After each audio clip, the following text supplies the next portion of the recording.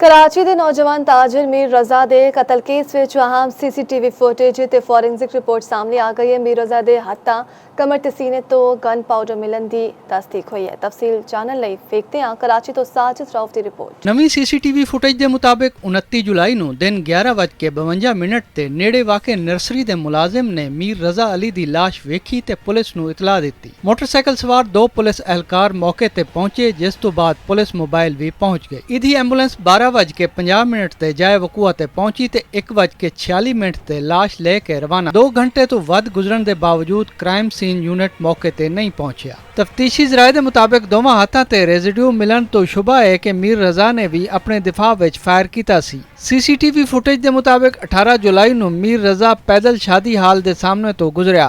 शाम 4:56 ते शादी हाल के कैमरे ने गोली चलन की आवाज़ महफूज की। आवाज़ सुन के गार्ड बाहर आया ते टार्च नाल आले दुआले का जायजा लिया। कुछ सेकंड बाद एक होर कैमरे विच मीर रजा नूं दोबारा चलदा होया वेख्या गया। साजिद रऊफ, चौपाल, कराची।